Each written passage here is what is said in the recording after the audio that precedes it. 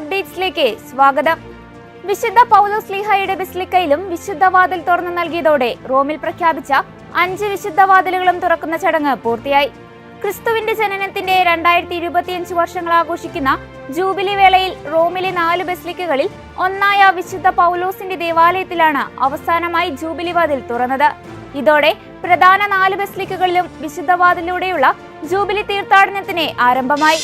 സിറിയയിലെ ഭരണമാറ്റത്തിന് പിന്നാലെ ക്രിസ്ത്യൻ സഭാ പ്രതിനിധികൾ തങ്ങളുടെ ആശങ്ക പങ്കുവച്ച് പുതിയ ഭരണാധികാരി അഹമ്മദ് അൽഷാരയുമായി കൂടിക്കാഴ്ച നടത്തി. രാജ്യത്തെ പുരാതന സമൂഹമായ ക്രൈസ്തവരുടെ ഭാവി സംബന്ധിച്ച ആശങ്കകളും ഉത്കണ്ഠകളും ചർച്ചയിൽ പങ്കുവച്ചതായി ജെസ്യൂട്ട് വൈദികൻ ഫാദർ റാമി ഏലിയസ് മാധ്യമങ്ങളെ അറിയിച്ചു. രാജ്യത്തെ പുതിയ സ്ഥിതിയിൽ ക്രൈസ്തവരുടെ നിലനിൽപ്പ് ഉൾപ്പെടെ ചർച്ചയായെങ്കിലും ക്രൈസ്തവർ സിറിയൻ സമൂഹത്തിന്റെ ഒഴിച്ചുകൂടാനാവാത്ത ഭാഗമാണെന്നും സംരക്ഷണം നൽകുമെന്നും അഹമ്മദ് അൽഷാര ഉറപ്പു നൽകി. ഭാരതത്തിന്റെ 2ാം അപ്പസ്തോലൻ എന്ന് വിളിക്കപ്പെടുന്ന വിശുദ്ധ ഫ്രാൻസിസ് സേവ്യറിന്റെ തിരുശേഷിപ്പ് പരസ്യവണക്കം സമാപിച്ചു. ഓൾഡ് ഗോവയിലെ സേ കത്തീഡ്രലിൽ കഴിഞ്ഞ നവംബർ 21 ആരംഭിച്ച പരസ്യവണക്കമാണ് കഴിഞ്ഞ ദിവസം സമാപിച്ചത്. 10 വർഷത്തിലൊരിക്കലാണ് വിശുദ്ധന്റെ തിരുശേഷിപ്പ് പരസ്യവണക്കത്തിനായി വെക്കുന്നത്. ഇത്തവണ 80 ലക്ഷത്തിലേറെ തീർത്ഥാടകർ ഗോവയിലെത്തി.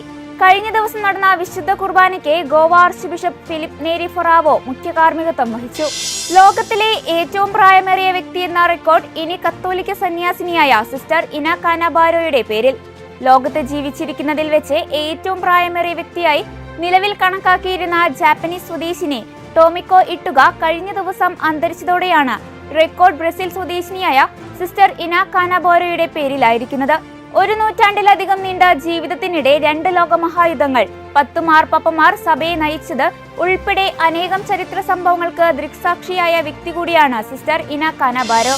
KCYM സംസ്ഥാന സമിതിയുടെ ആഭിമുഖ്യത്തിൽ മൂവാറ്റുപുഴ നെറ്റ്സ് പാസ്റ്ററൽ സെന്ററിൽ വെച്ച് 3 ദിവസങ്ങളായി നടന്ന കേരള യൂത്ത് കോൺഫറൻസ് സമാപിച്ചു.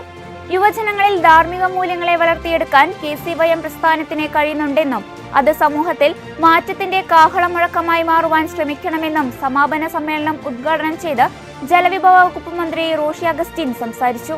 KCYM സംസ്ഥാന president MJ Emmanuel Kerala youth conference 2ാം പതിപ്പിന്റെ സമാപന സമ്മേളനത്തിന് അധ്യക്ഷത വഹിച്ചു.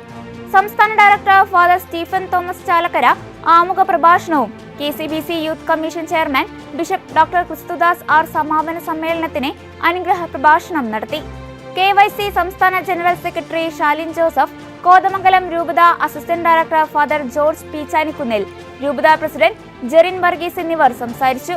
വിവിധ രൂപതകളിൽ നിന്നായി 300ഓളം യുവജനങ്ങളാണ് കേരള യൂത്ത് കോൺഫറൻസിൽ പങ്കെടുത്തത്.